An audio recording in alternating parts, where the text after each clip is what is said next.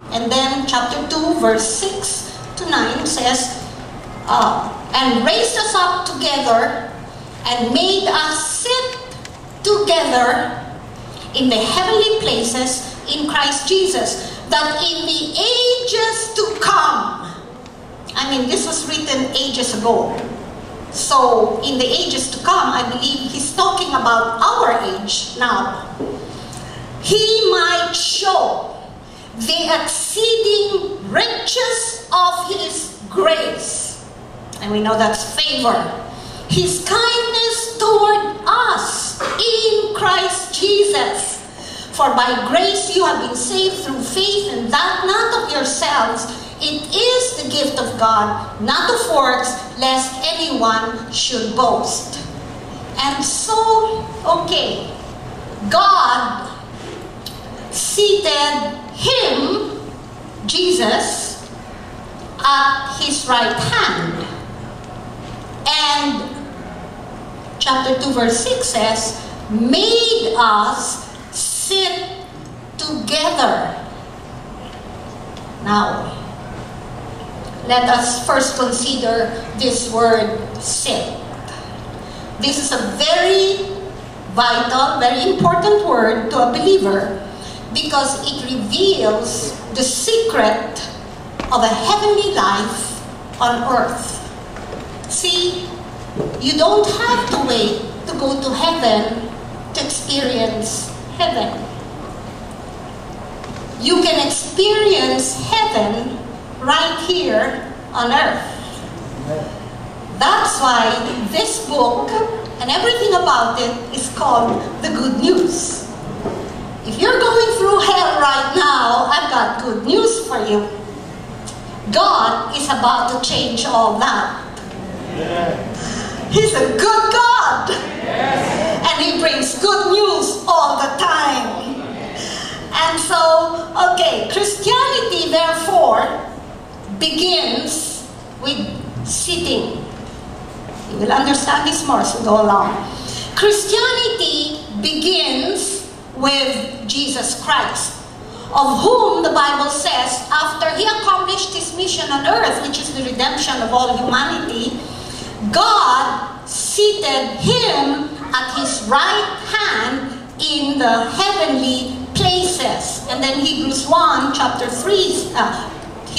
1 verse 3 says, when he had by himself purged or cleansed our sins, sat down at the right hand of the majesty on high.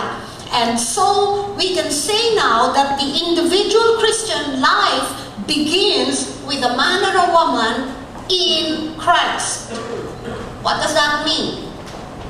When by faith we see ourselves seated together with him in the heavenly places. So true Christianity begins with being seated. Most Christians make the mistake of, almost right after they get born again, they get so busy with works.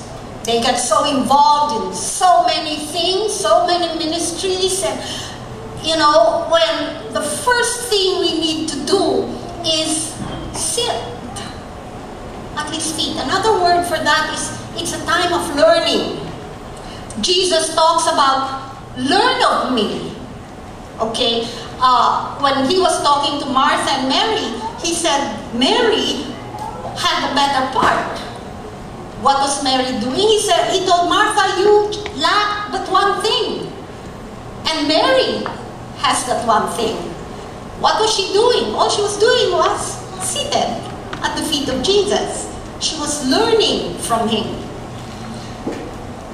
So, natural reasoning says, how can I ever get to where I want to go if I don't do something to get there? But Christianity begins not with a big do, but with a big done. See, whatever it is you want, whatever it is you need in this life, it has all been done for you. And that is where many minds short-circuit. We cannot accept, you mean to say, wala akong gagawin, I don't have to do anything? In a manner of speaking, yes. When it comes to blessing, when it comes to the good things of God, there's nothing you have to do. There are certain things you need to learn on how to get this from the spirit realm into our natural realm. Now, that's why Ephesians opens with these words, that God, in chapter 1, verse 3, has blessed us with every spiritual blessing in the heavenly places in Christ. He has blessed us. So any blessing you can think of has already been given. But we know that every physical reality, every natural reality begins with a spiritual truth. God is a spirit, so He created, everything began in the spirit realm.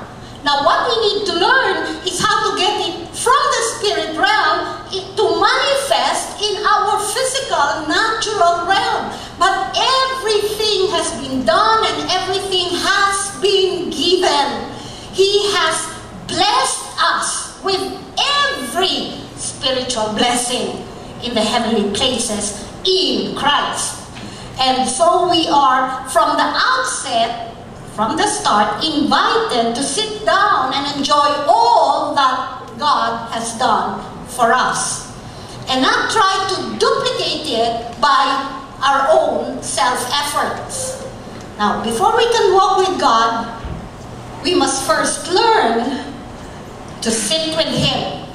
That's why the Bible in Matthew 6 says, seek first the kingdom of God and His righteousness. And all these things, everything that was promised, the clothes to wear, the house to live in, the food to eat, all these things will be added to you. The Gentiles are the ones that have to work for all those things. But as believers, our effort must be in seeking first the kingdom of God. What does that mean? It means understanding the ways of God, the mind of God, the will of God. Seek first and find out what is right God's way. Not what we think is right, not what we learn from the world is right, but what God says is right. We learn that, and He promises, otherwise He'd be a liar if He doesn't deliver, that all those things will just be added. No struggle. Baptist Church. Walking implies effort. See, walking, Ephesians also talks about walking about 7 or 8 times.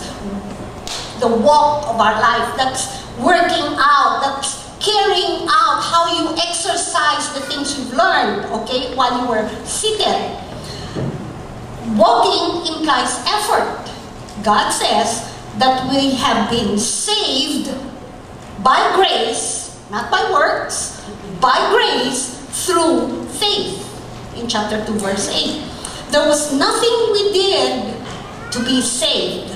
We didn't even know we needed salvation. Our salvation is a gift from God. I was deep in the occult for 12, 13 years. I didn't know I needed salvation. I thought I was saved. God unilaterally just saved us.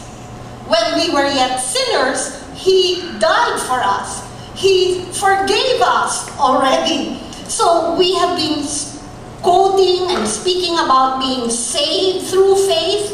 But what does that really mean? It means this, that we are saved by resting in the Lord Jesus Christ, in His finished works.